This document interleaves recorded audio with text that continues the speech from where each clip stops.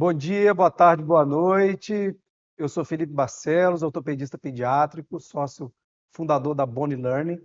E hoje vamos ter um Bonecast em formato diferente, formato de roda de conversa, com o nosso grande amigo, Dr. Fernando Ferlin. Antes disso, queria apresentar nossos convidados aí, nossos amigos, sócios.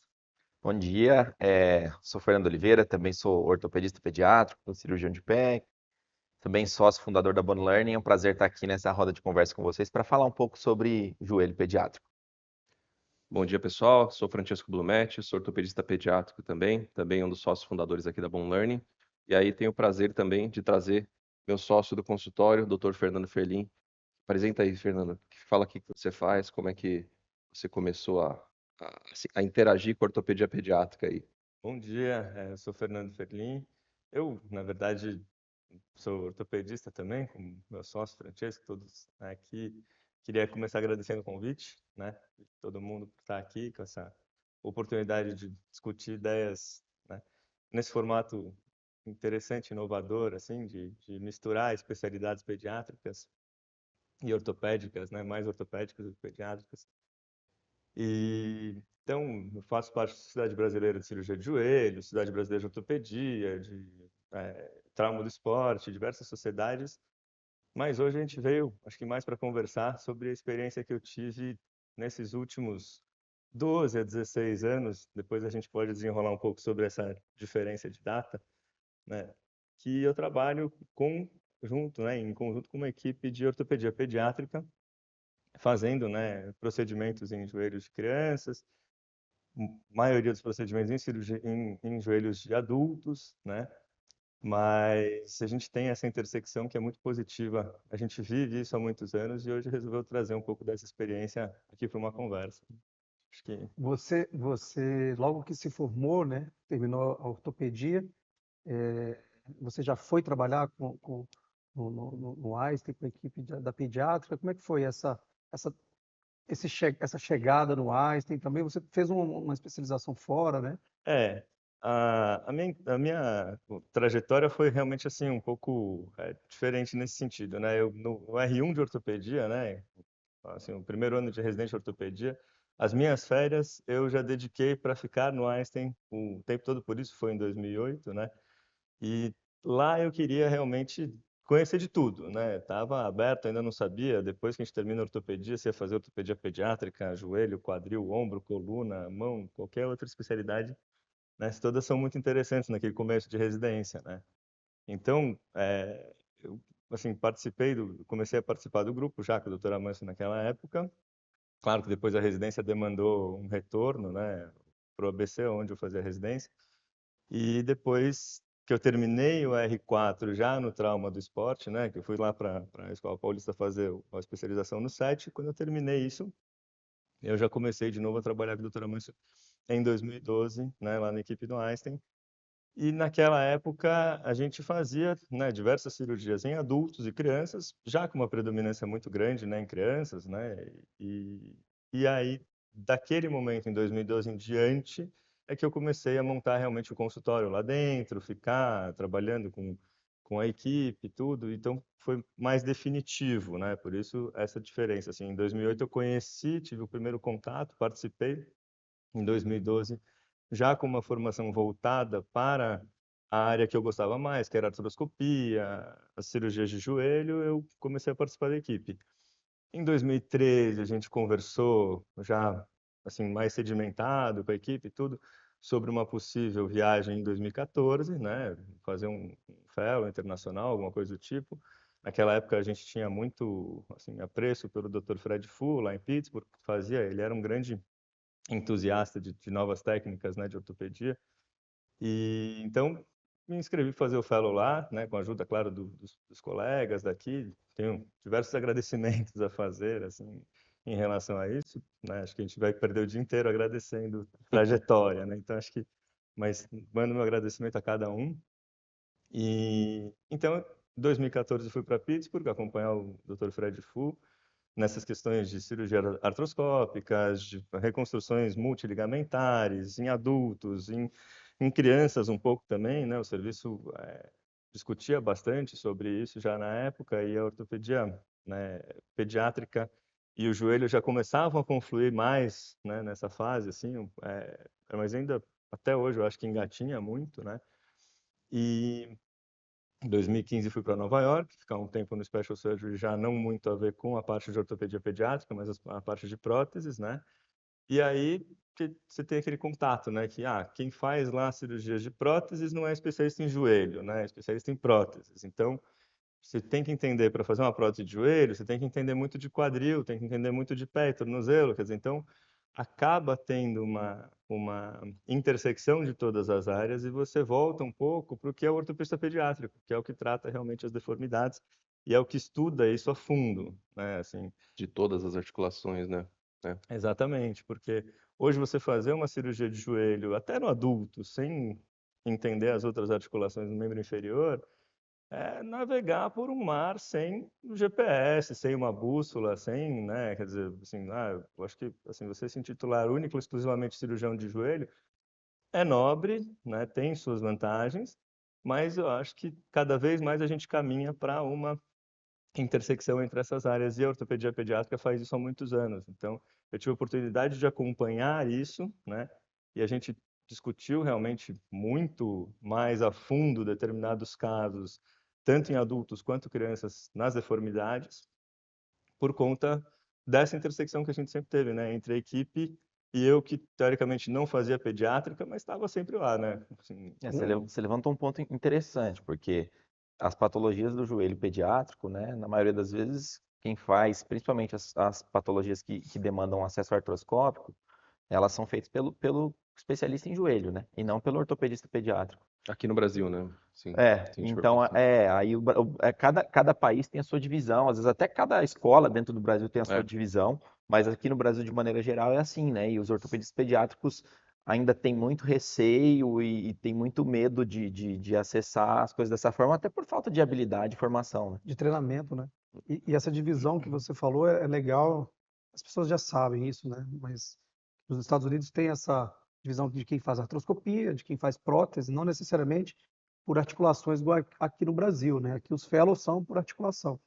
E o residente do Einstein até brinca, né? O apelido que o Amâncio recebe lá dos residentes é Deus Amâncio, né? Porque então, o doutor Amâncio já está aí com 70 e poucos anos, e ele tem uma formação e é uma prática diária de tratar o corpo todo, né?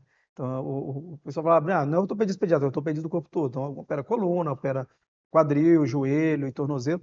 O Ferlin está sendo modesto aí, mas assim, o consultório, para quem não conhece, né, o consultório do Dr. Amâncio, que é hoje a maior referência da ortopedia pediátrica dentro do AIS. Tem fora, tem então, o Francesco, o doutor Maurício, a doutora Suzana, e a parte dos adultos, né, acaba ficando muito mais para o Ferlin, mas o Ferlin tem uma grande, desses últimos anos, uma grande experiência em tratar crianças. Eles acabam operando muito, muito juntos, né? Eu atendo lá também. Enfim, não sou sócio, mas o Ferlin está em todas as cirurgias praticamente de criança. Aí tem, então talvez no Brasil hoje dificilmente alguém ortopedista de joelho de adulto com um volume maior de cirurgia de criança do que você, né? Você tem uma experiência enorme aí em tratar crianças, né? Eu acho que é muito legal também, além da experiência em si, né, assim, que a gente acaba discutindo muito, né, assim, isso que ele falou, né, muitas vezes, eu lembro de você chegando assim, tem um paciente com uma lesão, né, uma patelofemoral, instabilidade patelofemoral, alguma coisa, e aí a gente começava a colocar aqueles pontos ali, de correção de deformidade, de outras alterações, mas como é que é a rotação do quadril? Tem uma torção tibial externa? Tem. Como é que tá o valgo do joelho, sabe? Começa a colocar uma série de coisas e aí a gente começa a pesquisar um pouco mais, né? Eu lembro de uns pacientes que a gente, né, até se trouxe para discutir assim, inicialmente como uma estabilidade femoropatelar simples assim, e aí a gente resolveu fazer um IOS, uma análise de Marsh, e aí tinha um monte de outras alterações. Nem sempre, claro, a gente vai corrigir todas elas, né? Mas acho que essa intersecção é muito boa. E para a gente também, né? A gente tem pacientes ali com alterações ortopédicas, né, ou alterações no joelho na criança, e muitas vezes a gente tem menos habilidade ou tem menos hábito, né, de fazer artroscopia, e aí ter, enfim, um cirurgião de joelho junto, assim, que pode ajudar. Acho que a maioria das equipes que eu conheço que que tem essa combinação assim de pediátrica com cirurgião de joelho, acaba sendo uma receita de sucesso assim para você conseguir tratar melhor, né? E parte um pouco da nossa formação, né? Assim, na nossa residência aqui no Brasil, ela é uma residência mais curta do que se você for ver a residência fora, né? Então, nos Estados Unidos, Canadá, enfim, são 5 anos de residência. E aqui são 3 anos. Então, o residente ele não sai assim sabendo fazer artroscopia, ele acaba fazendo artroscopia e aprendendo a fazer o R4, né? No fellow dele, depois de joelho, de ombro, que seja, né? Então, quem vai fazer ortopedia pediátrica, a não sei que esteja num serviço que tenha já esse métier ali de joelho, acaba não tendo muito essa vivência, né? Eu Então, concordo muito com o que você está falando, aliás, até porque, assim, acho que as curvas de aprendizado aí são muito grandes, né? Então, assim, você tem o para você aprender a fazer uma artroscopia, né, estatisticamente ali, você precisa de 100 cirurgias, né?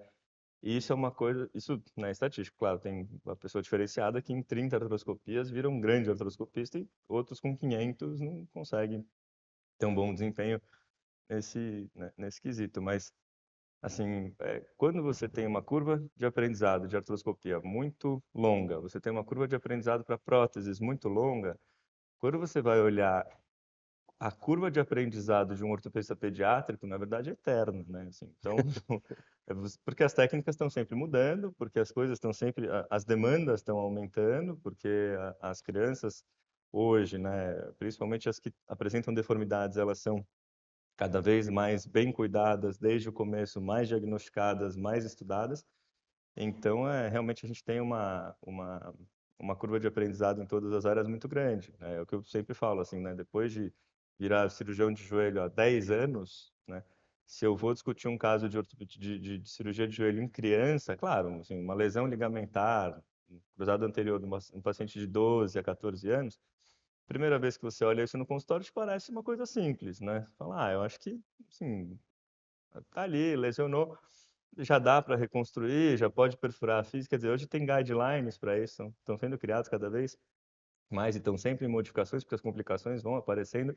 E na criança a gente aprende que é no longo prazo, né, que isso aparece, não é assim 6 meses depois da cirurgia. Então, para você ter um follow-up é muito difícil. Pegando o gancho do que o Francesco estava falando, hoje no Brasil, quais serviços você tem que você tem uma equipe de ortopedia pediátrica com todo esse acesso, uma equipe de cirurgia de joelho com todo esse acesso a todas essas análises, a todos esses exames, e que consegue realmente manter o segmento dessas crianças por muito tempo, né?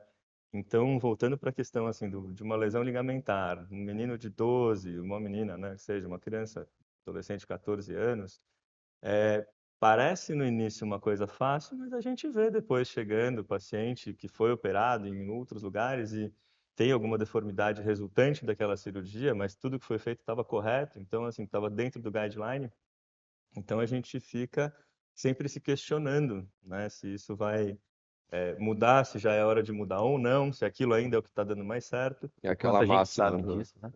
é Por i- aquela máxima nada estraga mais os bons resultados do que o longo prazo, né? Exato, exatamente. Não, então aproveitando então aí o gancho, já que você já entrou no objetivo do encontro, né, que é falar sobre as patologias do joelho, sobre as dificuldades e a necessidade do treinamento do ortopedista, principalmente do ortopedista pediátrico, de treinar as técnicas cirúrgicas para o desempenho né, do tratamento. Você falou um tema espinhoso, né, que é a lesão do LCA em criança e adolescente, né?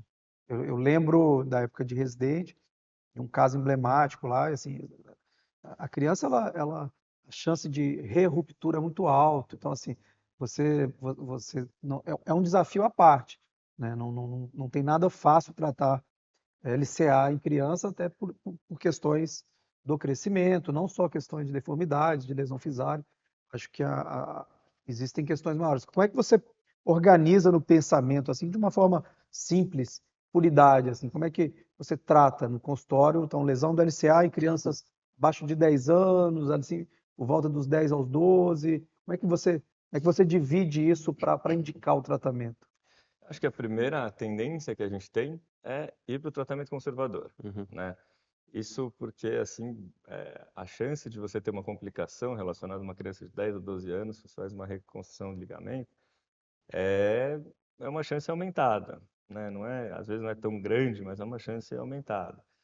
E eu acho que assim, uma das coisas que eu mais aprendi e que realmente, assim, não tem muita literatura para isso, ao longo desses 10, 12 anos que eu cito sempre, assim, quando a gente divide por idade, você está jogando fora grande parte da individualização do tratamento, né? Porque, assim, aquele paciente que tem hoje 12 anos de idade, ele, na verdade, não é um paciente. Diferente do adulto, que é muito mais simples, eu chego, você teve uma lesão ligamentar, você vê no consultório e fala, Felipe, é isso, ó. Você pode ter essa complicação, esse é o benefício, né? Igualzinho que está lá no termo de consentimento lá do Einstein, que a gente vive fazendo, né? E tudo bem, quer dizer, você já tem maturidade para avaliar os riscos e os benefícios, o impacto disso na sua vida e tomar a sua decisão dentro do que eu vou te falar como especialista. Porque também eu acho errado aquele especialista que chega e fala assim, e aí, você quer operar ou não? Quer dizer, não é você que tem que decidir isso. Eu que tenho que falar para você, ó, eu vou fazer a cirurgia ou eu não vou fazer a cirurgia, No seu só caso que é eu vou melhor fazer... tal coisa, né? Exato, se você concordar, entendeu? Tipo assim, então, mas você tem que, como A minha especialista, se indicação é posicionar. essa, se fosse o meu joelho, eu faria isso, né? Exato. Hoje a gente tem uma tendência grande até na ortopedia e na medicina em dividir essa responsabilidade com o paciente, né? Uhum. Mas eu acho que isso não é uma coisa muito positiva. Você tem que dividir a responsabilidade de decisão final, fazer ou não. Mas o tratamento você tem que apresentar. O certo é isso, né? Você tem que ter essa. Se você é especialista naquilo, você tem que ter essa postura, né? Então, aquele paciente de 12 anos, ele não é um paciente. Ele são no mínimo três, talvez cinco, porque assim, você tem o pai, você tem a mãe, muitas vezes você tem algum outro, né, cuidador, Avó, avó, alguém que está ali, né? Você tem um impacto familiar, você tem um paciente que a partir do momento que você fala, não, vamos fazer uma reconstrução ligamentar nesse paciente de 12 anos, você tem muitas vezes um pai que quer que ele seja um jogador de futebol profissional, uma mãe que não quer que ele volte a jogar futebol porque ela não quer que ele seja um jogador de futebol profissional, tem né? medo que ele se lesione mais ainda. Tem medo que ele se lesione mais ainda. Você tem uma criança com um impacto psicológico gigantesco, e, estatisticamente, lesões ligamentares em pacientes abaixo de 20 anos, tem uma taxa de retorno ao esporte no mesmo desempenho. Isso é literatura. Abaixo de 45%, quer dizer, desculpa, abaixo de 55%, né? Então 45% deles não voltam no mesmo desempenho, isso até os 20, né? Porque hoje a adolescência também vai longe, né? E, e assim, quando você vai lidar com todo esse universo, se você falar, ó, para 12 anos, o certo é a gente reconstruir esse ligamento. Vamos fazer a reconstrução ligamentar, que é o melhor para você. Quer dizer, depende muito. Qual que é o objetivo? O quanto isso está impactando na vida da criança? Ela tem capacidade de fazer a reabilitação que ela precisa fazer? Ela consegue encarar uma cirurgia? A tolerância dela à dor, ela tem maturidade para lidar com isso ou vai ser um trauma maior na vida Eu dela? acho que até esse ponto que você falou de você ser o médico e você tomar as rédeas da decisão, do tratamento, da indicação, passa muito também pela quão seguro você está de indicar aquele tratamento no sentido de assim, quanta certeza eu Uhum. tenho para dizer que esse de fato é o melhor tratamento, quanto que eu posso assegurar que ele não vai ter uma complicação desse tratamento, né? Eu acho que isso sempre que a gente tem uma dúvida naquilo que a gente está indicando, a gente fica menos assertivo na indicação, isso gera mais insegurança, né? É. Eu acho que isso é uma coisa difícil, porque é o que você falou, por mais que o pós-operatório imediato, o primeiro ano seja ótimo, às vezes em longo prazo você vai ver uma complicação, né, Felipe? Exato. Então, assim, isso, né, que eu estava citando, é uma família normal, assim, uma família normal que eu digo é tradicional, né? Não quero criar nenhuma, né, Sem uma família polêmicas. tradicional, uma família sem polêmicas, digamos assim, né? Todas as famílias têm polêmicas, né? Todas E aí entra essa questão, é legal que você falou, né? Porque essa expectativa do esporte, né, dos pais é muito interessante, né? E às vezes a criança já está inserida num contexto de introdução a esporte de alto rendimento. O filho já está federado, então entra ainda outro aspecto, tem o treinador, né? Tem, Sim, tem o pai, às vezes, já buscando um empresário, e tem crianças, né? Aqui no nossa realidade de Einstein, obviamente a maioria das crianças são crianças classe AA, mas assim, tem as crianças que estão realmente apostando toda a vida na carreira esportiva. né? Aquilo mas ali mesmo. é o acesso a uma mudança social, né, daquela família. Então, assim, os cenários eles são o mais Muito diversos diferente. possíveis, né? E aí, assim, como é que você pega uma criança dessa que está postando toda a vida, mudou de cidade, está morando fora de casa, né? E ela tem uma lesão incapacitante, essa criança precisa retornar para os esportes, né? Então são muitos atores envolvidos, né? Exatamente. Tá todo mundo ali engajado e, na verdade, é engraçado porque acaba criando assim, uma quantidade de pessoas ao redor dessa decisão que muitas vezes não querem se tornar obstáculos, né? Porque hoje, por exemplo, quando você vai ler a biografia de um grande atleta, muitas vezes ele tem uma história de superação. Então, assim, o professor que falou para ele que ele não ia ser bom e aí ele virou bom, né? O médico que falou para ele que O ele não irmão que ia era melhor, conseguir, o o irmão que Michael era Jordan, melhor. né? O irmão que era Jogava melhor. jogava melhor. Então você não quer se posicionar como uma pessoa a ser superada. Então, a partir do momento Sim. que você fala, ó, você não vai fazer a cirurgia porque você pode ter uma complicação, depois vai entrar na biografia dele, ó, o médico tal falou que eu não devia fazer a cirurgia, eu fiz e hoje eu sou um atleta profissional porque eu tenho meu joelho estável. Quer dizer, ou ao contrário, tipo, eu fiz e ele condenou minha carreira. Então, assim, e apesar disso eu virei o gênio do piano. Então, sabe assim? Então, é Boa. isso, né? Assim, fica muito difícil esse posicionamento, ele vai realmente refletir no que você decidiu ali. Por isso que essa decisão, na verdade, hoje, acho que a parte de você tender a conservadorismo é muito importante, né? Tender a não operar por causa da quantidade de complicações que podem vir, né? Mas é claro que você tem que individualizar e realmente avaliar. Se o paciente tem um joelho instável, você não pode deixar ele torcer do joelho, ele vai ter lesões piores, ele A vai ter um menos que joelho ele frouxo, seja um gênio do piano. Amém, seja seja um como gênio. Francesco, né? Que além de tudo é um gênio do piano, né? Exato. E assim, então, mas aí sendo objetivo na questão técnica de cirurgia, assim. Então, eu tenho uma criança, vamos pegar esse exemplo, depois a gente vai no mais novo, então. Então, você tem um adolescente, você decidiu operar, né? E o que a gente vê, o que o Fernando falou, uma coisa que é muito séria, né? A pessoa, se ela não tem segurança do tratamento, ela não tem segurança da indicação, né? Então, assim, eu, Felipe, eu trato joelhos de crianças, eu não trato joelhos de crianças atletas. Então, se for para eu tratar uma criança atleta, uma criança típica, eu vou precisar da ajuda, né? Eu vou precisar da sua ajuda, da ajuda de alguma pessoa que tem essa experiência. E isso é o legal também de estar em São Paulo, né? De poder trocar essas Informações. experiências e o paciente acaba recebendo o melhor tratamento independente da porta de entrada. Mas e aí? Criança de 12 anos, está ali tentando, está federado, você decidiu por operar, assim, o que que você diz para esse ortopedista pediátrico? Como que você pensa? E até pensando nas questões técnicas, né? Então, uma física um pouco mais aberta, uma física mais fechada. Quais são As técnicas. as técnicas que você pensa de possibilidades aí? Entregando essa parte mais avançada, assim, decidimos fazer a cirurgia, né? Então, a partir do momento que você decidiu fazer aquela cirurgia, que você entendeu que o paciente vai se beneficiar disso, obviamente a gente tem assim técnicas que preservam a cartilagem de crescimento, né? E técnicas em que você já está autorizado estatisticamente a invadir essa cartilagem, uma vez que o crescimento residual é baixo. Tem a diferença entre a tíbia e o fêmur, que o crescimento na tíbia, quando você vai fazer o túnel tibial, você vai lesar menos a placa pela angulação do túnel tibial.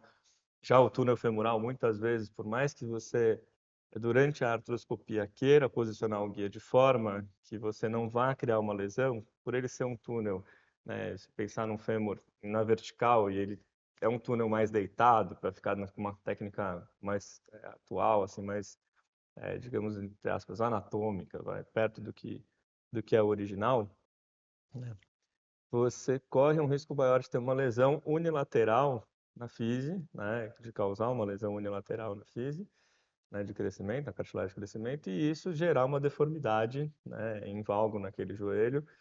Então, a gente deixa isso para um paciente que esteja com uma idade óssea mais avançada, né? Aí volta a questão da idade óssea e da questão das especializações que a gente estava falando na segmentação, né? Porque, por exemplo, antes de trabalhar na equipe de ortopedia pediátrica, Assim, você solicitar uma idade óssea para fazer uma reconstrução ligamentar num paciente não é uma coisa tão corriqueira. Assim, hoje em dia está sendo. A ortopedia, a medicina toda vem mudando e a cirurgia de joelho, obviamente, evoluiu junto. Então, hoje as discussões são fantásticas assim, em relação a isso, né? Você faz a idade óssea, vê o potencial de crescimento desse paciente, mas é uma coisa que eu discuto até hoje com o Francesco no consultório. Eu falo, avalia comigo quanto que você acha que é arriscado a gente fazer transfusão. Por que que você quer invadir a fise? Por que que você quer fazer um túnel maior? Porque a taxa de sucesso vai ser maior, né? Se você consegue fazer um túnel maior que cruza a fise, você está fazendo aquele ligamento mais na posição correta, mais original dele, né? Dentro do que a gente tem de estudos até hoje. Então, se você tentar desviar da cartilagem de crescimento, né, você pode realmente ter um resultado que ao longo do tempo não é tão anatômico, não é tão estável, não é tão duradouro quanto se você fizesse aquela invasão, né? Por outro lado, cruzando a cartilagem, você pode ter uma deformidade de crescimento residual. Então, isso é uma decisão intraoperatória. Claro, dentro do planejamento operatório você já tem o que você vai fazer. E no intraoperatório você às vezes tem que mudar porque tecnicamente fica difícil, né? Tecnicamente você vê, olha, não dá, a gente está tentando aqui fazer com todos os ângulos que a gente estudou e tudo, mas assim, a gente vai ter que cruzar essa fise de alguma forma, né? E assumir essa consequência caso venha acontecer, né? E isso é uma decisão realmente ruim. Então, outra informação que é muito importante é que o enxerto ele não cresce com o paciente, né? Existem estudos mostrando isso. Então, não é uma certeza absoluta, mas porque é muito difícil você conseguir fazer essa avaliação.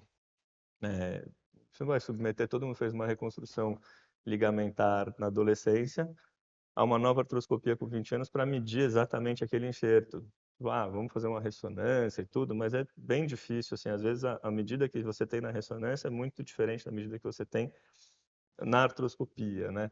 Então, isso acontece com diversas coisas no joelho e em diversas outras áreas também da medicina. Você tem uma lesão de menisco, por exemplo, que parece uma lesão simples, quando você vê, é uma lesão de raiz, é uma rampa, é uma lesão em alça de balde, que às vezes não parecia uma alça de balde, até isso já aconteceu, em lugares que têm ressonância de qualidade altíssima. E você acaba descobrindo só no intraoperatório, né? Fazendo artroscopia, né? Eu já presenciei essa cena algumas Já, vezes, né? exatamente. Então, a Que é gente diagnóstico também, né? e assim, por mais que a gente fale, quando você vive essa situação, aí você fala, puxa, mas, né, será que a família está consciente de tudo isso? Você está lá no intraoperatório, você fala, a família está consciente de tudo isso? Você tem como conscientizar a família de todos esses riscos e todas essas variantes?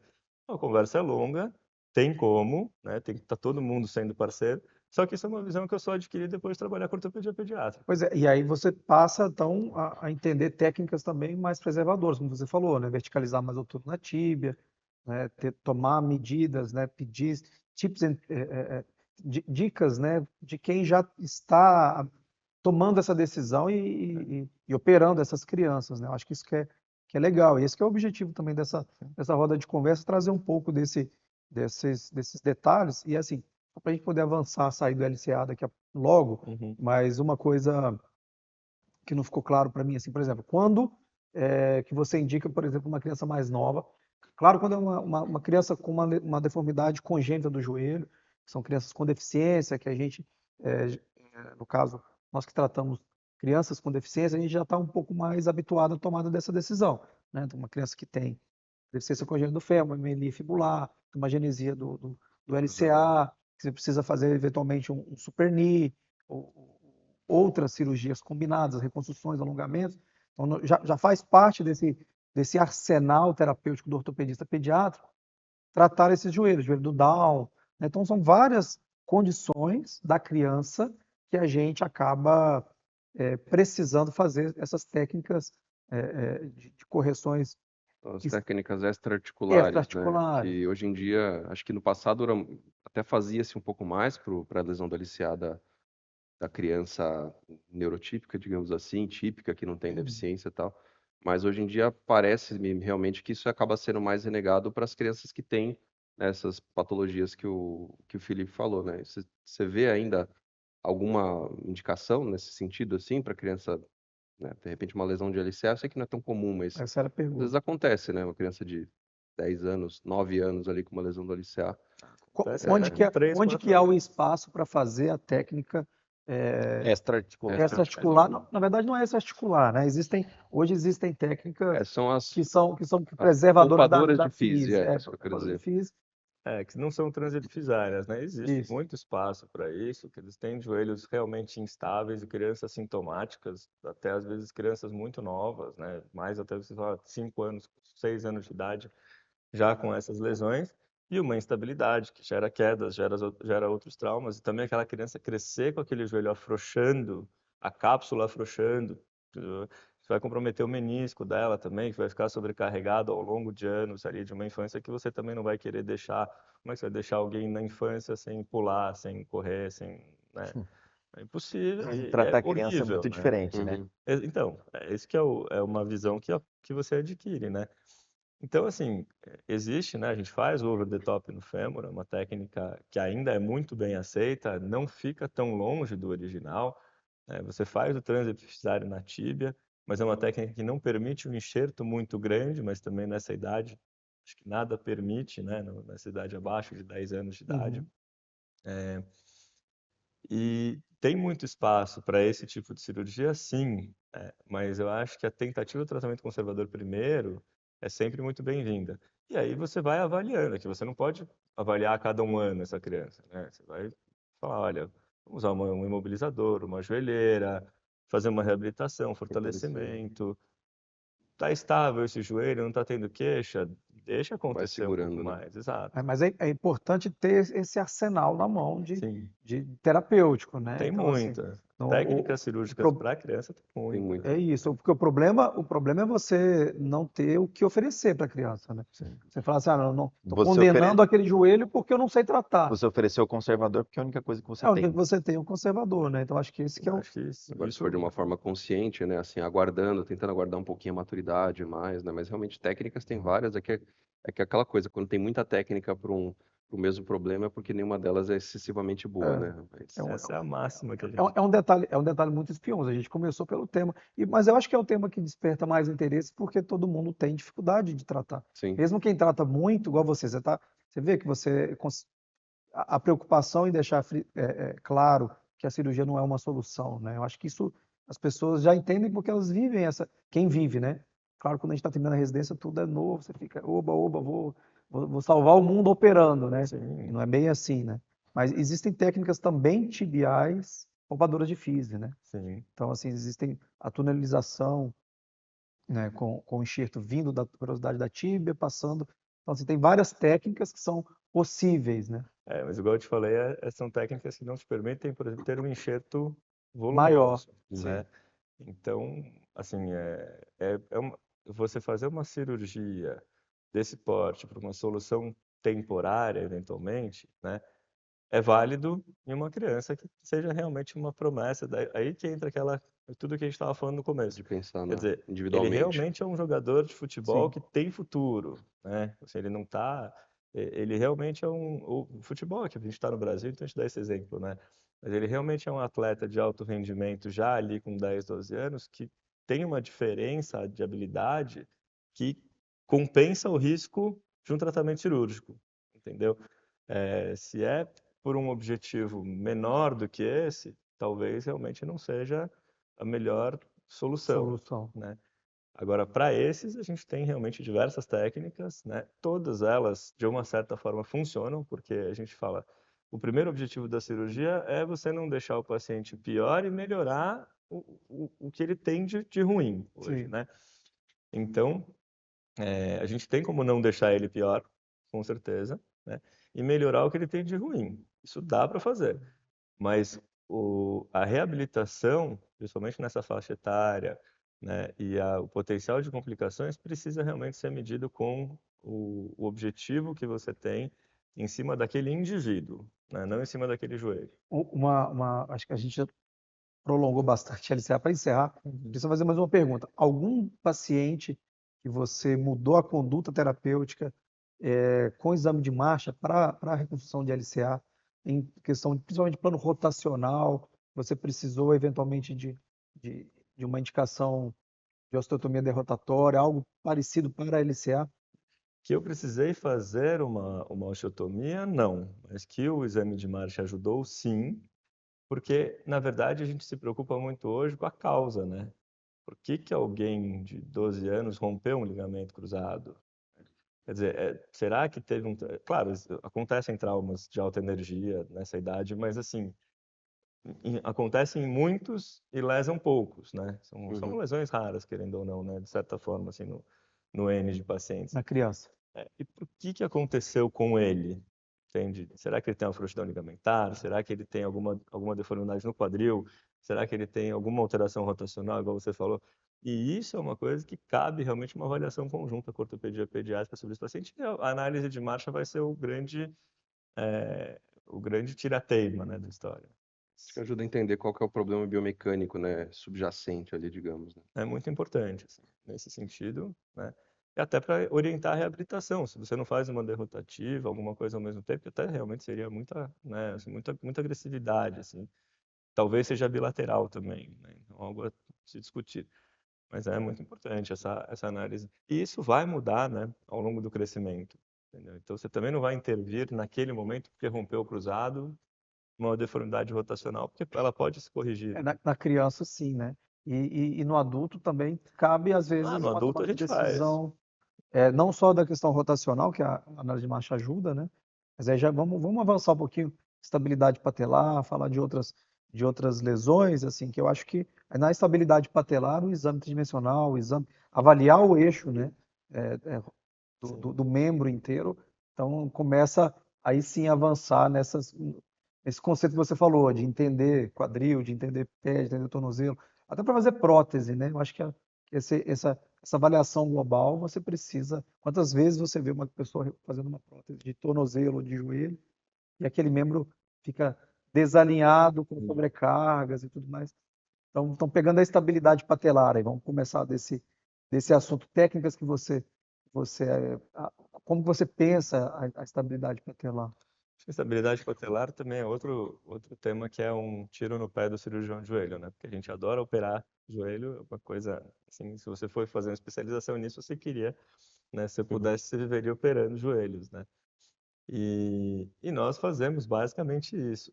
Porém, a seleção desse paciente na estabilidade patelar, ela é uma seleção também muito criteriosa, porque ela é uma doença de novo, né? Assim como uma lesão numa criança, ela é uma doença com muitos fatores envolvidos, né? Então, se é uma instabilidade patelar traumática, ou seja, resultante de um entorse, de uma batida, de alguma coisa que aconteceu com aquele paciente em um ponto específico da vida dele, né, a tendência é você ter um resultado melhor na cirurgia, né?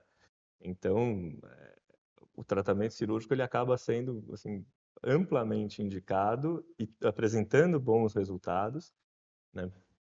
Porque você acaba só restabelecendo a anatomia daquele paciente, que não tinha uma estabilidade patelar antes, né? Ou tinha, mas era pequena. E o que é a minoria dos pacientes, né? A maioria tem alguma questão, né? É, em Ou criança, adolescente ainda, rotacional, ou né? displasia de trócleo, ou displasia de patela, Um né? genovalgo excessivo. De valgo Uma excessivo. Teve até patela uma alta, né? patela alta, né? Teve até uma... Passou esses dias, né, um questionário aí de um trabalho que até o Luiz Renato, que é o nosso sócio aí, passou, era do Javier, né? Acho que sim. Que era sobre reconstrução de patela femoral medial em crianças, né? E tinha várias perguntas para saber a prática, né, do ortopedista pediátrico, né? Passou no grupo da ortopedia pediátrica. E tinha um monte de questões lá. E uma das que eu achei interessantes, assim, que a gente já discutiu sobre isso, E até muito, né? ia perguntar, era quando você tem um joelho valgo com uma instabilidade patelofemoral, assim, você primeiro corrige o valgo, assim, faz uma efisiodese, por exemplo, ou você faz os dois ao mesmo tempo, né? Porque a gente já teve Estagiado, né? estagiado, né? Porque no adulto Ou você acaba simultâneo. operando agudo, né? Porque não tem como, né? Você corrige o eixo e já reconstrói, mas na criança você tem a possibilidade E o, do crescimento guiado, né? E o valgo não vai corrigir, né, agudamente com uma osteotomia, né? Você vai demorar um tempo, né? E a gente já teve essa experiência de fazer uma correção do valgo com uma efisiodese e melhorar a instabilidade patelofemoral sem você fazer nada no ligamentar, ou que seja, né? Essa é uma pergunta que, assim, eu adoro esse conteúdo porque Imagina você conversar com um cirurgião de joelho pura e simplesmente, aí vai um marketing pessoal, né? Assim, sobre uma efisiodese. Imagina, nenhum cirurgião de joelho faz hemofisiodese hoje, né? Assim, se faz, não teve formação para Não é a isso. Ou maioria, faz com né, um que faz. colega pediátrico Não faz um colega junto, pediatra né? junto, É. né? Porque é Às uma vezes coisa... fica até um alerta isso que você falou. Às vezes a criança ela chega para a gente já numa idade tardia, porque o colega de joelho não colocou isso como um arsenal terapêutico. E às Exato. vezes a gente perde um time do melhor momento de correção por episodese. Porque por mais que seja uma cirurgia muito simples, vamos ser bem sinceros, ela é muito difícil de indicar. Mas a Porque correção é muito boa, né? não, exatamente. É muito simples, o resultado é muito bom, mas a indicação, você vai falar para um pai, para uma mãe assim, ó. Geralmente, quando você detecta isso, você detecta numa criança que tinha outra queixa, né? Então, ela passou no seu consultório com uma fratura de punho, você É. viu ela andando e falou para os pais, Nossa, tá muito valgo. o joelho do seu filho é muito valgo, é melhor corrigir isso agora. Ele falou assim, como assim? Ele não tem dor no joelho, ele corre, ele pula, ele joga bola, ele faz tudo. Sim. Você quer operar o joelho? Os Você dois vai colocar um parafuso. nos dois joelhos do meu filho, quer dizer, então assim, é, isso hoje é uma coisa que realmente a gente tem que responder, é isso, eu quero operar o joelho assintomático, né? Então isso é uma coisa horrível, se você for pensar. No caso da instabilidade patelar, quando a criança chega com a queixa, né, fica mais fácil de, Sim. de, de você você indicar, indicar. né? E principalmente o paciente, os pais, né, que não trabalham com medicina, vejo isso muito frequentemente. Quem é médico lida muito melhor com assim, aconteceu, aconteceu. O paciente que não é da área, os pais que não são da área, eles querem achar um porquê. Mas, doutor, mas por que que isso Porque o aconteceu? E filho meu filho é perfeito. eles ficam procurando isso. E aí, quando você dá um porquê, né, da instabilidade patelar, esse porquê, você consegue corrigir com um negócio simples. Nossa, achei que isso seria muito mais difícil, Exato. né? E às vezes não é simples, né? Porque quando é um valgo é simples. Ah, Mas sim. quando é rotacional Quando é numa rotacional é criança mais É, que complicado. ainda tem muito para crescer, né? É complicado. Se você é aquela coisa, tratar o rotacional num adulto é mais fácil do que na criança. Mas tratar o valgo na criança é mais. Então tem essas. É colocar no leque. Então acho que discutir isso, vir para cursos e dominar as técnicas para ser capaz de fazer as indicações Então, voltando à corretas, né? sua pergunta, assim, né, hoje, sem sombra de dúvida, eu corrijo o valgo primeiro, em um tempo só, seja no adulto, seja na criança, mas aí no adulto depois eu vou fazer algumas observações, porque é muito mais complexo você corrigir o valgo, né, no adulto, né? Não vou aqui esconder que já fiz correções puramente patelares, quer dizer, ruptura traumática, dançarina, por exemplo, um paciente que teve uma ruptura traumática do ligamento patelofemoral medial, uma luxação da patela, na verdade 4, né, e aí indiquei a cirurgia. Quando eu falei sobre osteotomia, você fazer um corte na tíbia, corrigir esse eixo em uma paciente de 38 anos, ela falou, esquece, Se indicar fisiodese já é difícil, imagina uma osteotomia, né? esquece. Então, você acaba fazendo a reconstrução do patelofemoral para essa paciente não ter uma nova luxação ali, mas o problema dela continua existindo, né? E aí, no segundo tempo, ela vai querer fazer essa correção, mas às vezes esse segundo tempo é depois de 10 anos, quando a pessoa já está numa outra fase da carreira dela, né?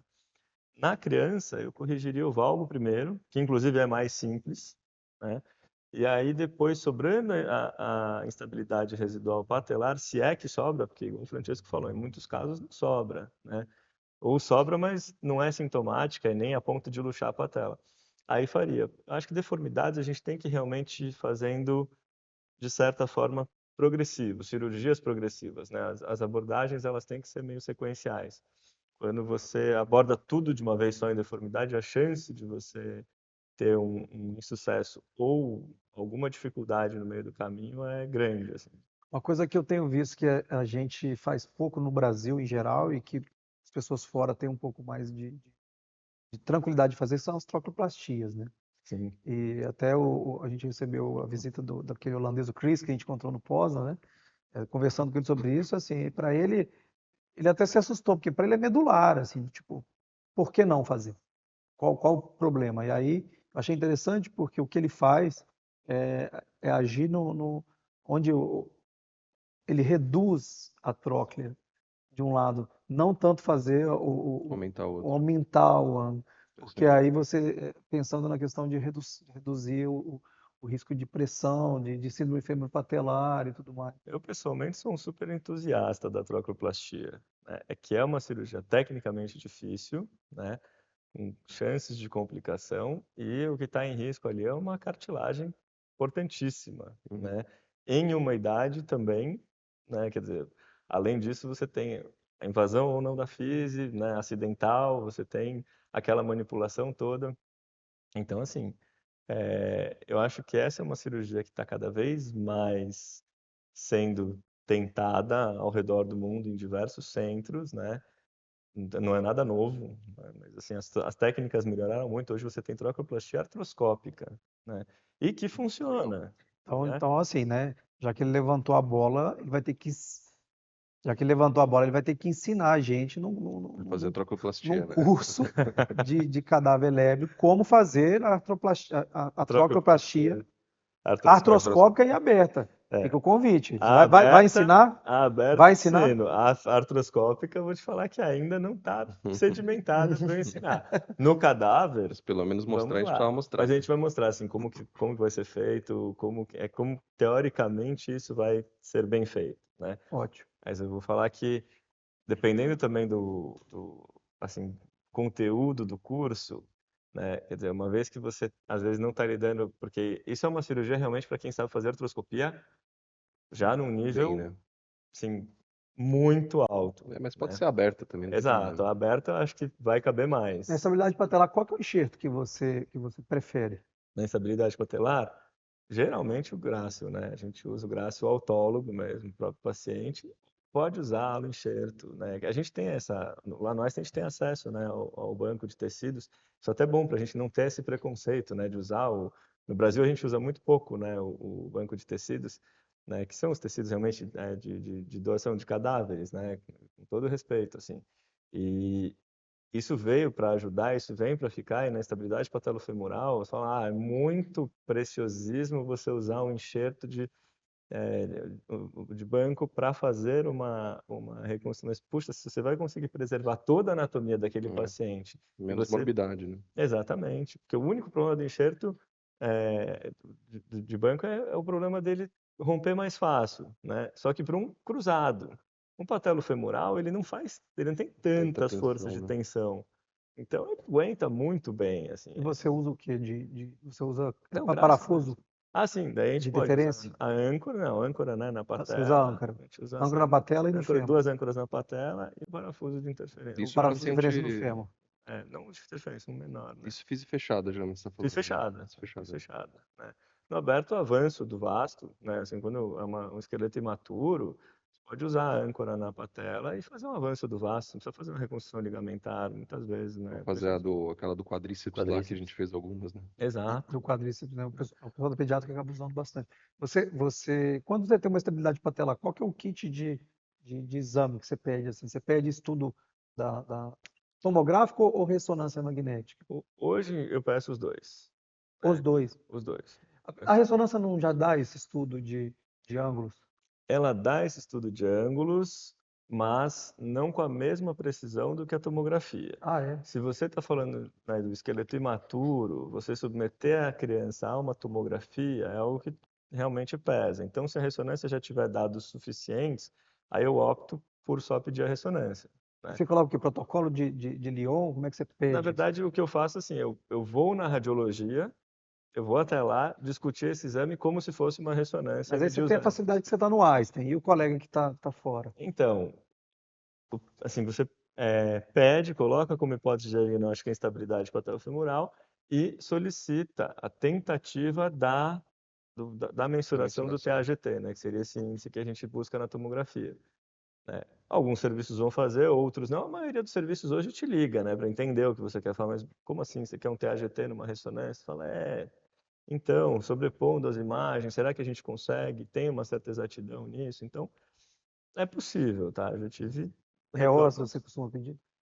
Eu não costumo pedir pela dificuldade, inclusive, de interpretar, né, o quanto isso vai ajudar, né? Mas em casos de uma instabilidade rotacional exacerbada, já na tomografia ou na ressonância, aí claro que vale o EOS, porque provavelmente ele tem alguma alteração no quadril. Eu acho que isso é uma questão que é interessante. Eu, particularmente, vejo dificuldade de padronização, de entender o que é o normal do EOS e outra coisa. Há poucas mudanças de posicionamento do paciente, muda toda a interpretação do exame. Se o paciente flete um pouco o joelho, se ele mexe um pé, né? Aconteceu comigo uma vez, uma criança, adolescente, até que eu operei ele essa semana. E tinha uma rotação externa absurda, e aí foi fazer o EOS, o técnico forçou ele a ficar com o pé rodado para dentro. E aí ele obrigatoriamente agachou, ele ficou todo descompensado e o exame teve que refazer. Eu liguei, eles refizeram, enfim. Mas é uma pergunta mesmo Acho que o EOS, numa grande deformidade rotacional, é muito bem-vindo. né? Que aí você já detecta um pouco até pelo exame físico, né? Você faz o exame É, físico, vê, talvez seja para corroborar essa ideia do exame físico. Né? Só que o EOS, ele é um exame tão novo, né? E para quem não sabe, o EOS é um exame através do qual um software que utiliza muito menos radiação, né? E que consegue calcular alterações angulares e rotacionais na criança ou em qualquer paciente, enfim, mas que a gente consegue extrair muitas informações. Ele é um exame tão novo que ainda não se sabe quais os limites de utilização. Então, tem uma paciente que tinha uma antiversão femoral tão grande, ela era neurotípica, mas uma antiversão femoral tão grande que o pessoal laudou errado pelo assim, que eu media no exame. E aí eles falaram, ó, na verdade, ela tem muita alteração, a gente não consegue usar o EOS, ela tem que fazer por tomografia. Assim, o EOS não vai ser capaz, ele extrapolou o limite do EOS de fazer o cálculo, então não é confiável. Mas acho que essa da diversão do fêmur é o que a gente mais, às vezes, se confunde quando Sim. pede. Sim. Confunde. A própria torção tibial também, né? Os Não, torção tibial parâmetros. Não, porque os nossos Sai parâmetros. uns laudos de 50 Não, de torção é tibial, você vai porque os examinar. nossos parâmetros clínicos são diferentes dos parâmetros radiológicos. Então, o 50 deles não é o 50 nosso. Então, aí Você já sabe que está aumentado, mas você não consegue confiar no número para falar. Então, vou derrodar 20 20 graus. graus. Não dá, Exato. assim, né? Acho que nesse ponto, talvez o exame físico combinado com a análise de Marshall, por exemplo, sem É, querer puxar de então, novo a a gente, sardinha Para para análise derrodar de o Marshall. exame de a marcha, é o gente, que mais ajuda. a gente entrou numa seara aí, que é a instabilidade patelar, né, Felipe? Que acho que é uma área que o ortopedista pediátrico, até por terem técnicas que artroscopicamente na criança não são tão relevantes ainda, mas que o ortopedista pediátrico tem um pouco mais de domínio, né? Né? Mas eu acho que a experiência do cirurgião de joelho de tratar e fazer reconstruções e de fazer essa avaliação ajuda muito a gente a ter uma humildade, pôr o pé no chão e falar, não, esses caras têm muito a contar pra gente, né? Com certeza. Eu acho que a história Fazer junto é muito bom. eu acho que a história da abordagem do, assim, o cirurgião de endometriose, por exemplo, né, que está fazendo um caso, assim, você ter uma abordagem, ele aquilo está espalhado, sei lá, uma outra parte do corpo, e você chama um cirurgião especialista naquela parte para complementar a cirurgia, né? Quer dizer, assim, a gente tem isso em diversos, o oncológico, né? O cirurgião oncológico, ele é um cirurgião que é extremamente solicitado para diversas partes do corpo. E aí você, claro, você vai fazer uma prótese de joelho num paciente que teve um osteosarcoma, você vai ter um cirurgião oncológico junto, muitas vezes, com um cirurgião de joelho. Eu acho que a pediátrica funciona muito nesse sentido também, né? Porque poxa, o cirurgião oncológico ele não faz várias próteses de joelho ao longo do mês, assim, né? O cirurgião de joelho faz, né? Então, Pegar a expertise de cada um assim e juntar. tecnicamente é muito mais fácil para a gente fazer uma artroscopia, suturar um menisco discoide, entendeu? Fazer uma salserização e suturar um menisco discoide que tem uma lesão, do que para alguém que não faz artroscopia toda semana, entendeu? Acho que realmente é muito mais fácil. Agora, você lidar com o paciente em si, entendeu? E, de tudo que está acontecendo, então, mudando um pouco o tema, né? De patelofemoral, a gente vai voltar para ele, não estou fugindo, não, é que realmente é um tema complexo, patelofemoral. Mas no caso, por exemplo, de um menisco discoide, tecnicamente é muito fácil para a gente, né? Assim, Acostumado a operar mexer com aquilo, menisco, né? Porque você faz uma sutura de menisco com mais menisco do que um adulto, com mais acesso do que um adulto, né? Num joelho que tem menos espaço, teoricamente, mas você tem mais área de manobra, porque é tudo mais curto também. Então, assim, é até gostoso de fazer. E a salserização também é uma coisa, né? A partir do momento que você lida com isso, para você é muito fácil. Agora, para chegar nesse diagnóstico, né, muitas vezes passou por porque o paciente nem tinha dor direito ali, né? Tipo, ele teve um joelho que travou do nada, parecia uma artrite séptica, parecia, sei lá, outra coisa, entendeu? Então, primeiro você vai procurar um ortopedista pediátrico, ele vai fazer esse diagnóstico melhor, ele vai, né, e depois, tecnicamente, é mais fácil para você abordar. Mas, de novo, assim, né? A gente faz muito isso, né? Eu lembro que você falando do menisco discoide mesmo, né? Até estava vendo esses dias um artigo, né, falando, e era bem, a maioria dos quadros de menisco discoide que eu vi, o joelho não travou totalmente, assim, era o paciente que fica com um leve flexo de joelho, né? E aí o título do artigo era justamente isso, era um caso raro de contratura em flexão unilateral do joelho num paciente neurotípico, né? Era o título do artigo. Não sei se é tão raro assim, mas eu particularmente, todos os meniscos discoides que eu vi numa criança já de 8, 9 anos, se apresentou dessa forma, assim, ele tá mancando, às vezes um queixo destalido ou não, mas tinha um leve déficit de extensão. E esse caso eu lembro muito bem, assim, de a gente ter discutido junto, tal, esperou um pouquinho, mas ele tinha feito era um menisco discoide, acabou fazendo tipo uma alça de balde, assim, luxou o Eu menisco lembro. total, assim. E aí, eu certamente, se eu fosse fazer sozinho ali, eu teria um pouco de dificuldade, mas aí o Ferlin ajudou, conseguiu empurrar o menisco de volta, salserizou, suturou lá atrás, Porque foi bem esse legal esse caso, caso. realmente, o menisco, ele, na verdade, cicatrizou Ele luxada a cicatrizou alça. luxado, Então, assim. assim, ele Então, parecia uma coisa só não era um dobrada. discoide, era um menisco origami, assim, dobrado Estranhíssimo. para Origami. frente. Então, isso é uma coisa que, assim, né, junta muito né, isso é é um problema do nascimento, quer dizer, do desenvolvimento dessa Sim. criança, ou ele teve um menisco discoide que virou essa mistura de coisas, né? Então, é um dessas patologias que o diagnóstico é mais difícil que o tratamento, né? Exato. Né? Você não precisa de uma curva grande de artroscopia para ser o... Nesse caso, precisava, viu? Nesse Mas, caso assim, é Não, esse difícil. especificamente Esse sim. aqui tá Mas digo, o difícil. menisco mas o discoide menisco comum, a discoide, salsarização. não, por Se exemplo, salserizar, beleza, acho que eu até conseguia fazer, mas isso que a gente teve que fazer nesse aí mas fazendo a Exato. merchan do difícil. curso, por exemplo, você consegue sair fazendo um tratamento de cirurgia menisco discoide? Provavelmente sim, entendeu? Uma salsarização Uma simples, né? sterilização simples, tipo, eventualmente até uma pequena sutura, tipo, é uma coisa que é possível, sim. Passível. É possível de ser feita. E assim, tem que entender qual que é o objetivo também, né, para cada pessoa, porque se você domina a técnica no sentido de entender quais são as indicações corretas, se você viu que você é capaz, mesmo que você precise, igual você comentou, vou chamar um colega para ajudar para uma coisa mais difícil. Mas a partir do momento que você domina a indicação, você tem mais segurança para levar isso no consultório. Existem equipes, por exemplo, que tentam colocar o ortopedista pediátrico, tentam ou colocam, na verdade, né? Na Curitiba tem um colega que foi fazer especialização de joelho fora e voltou, que é esqueci o nome dele agora, super acompanhei uma época lá, muito bom.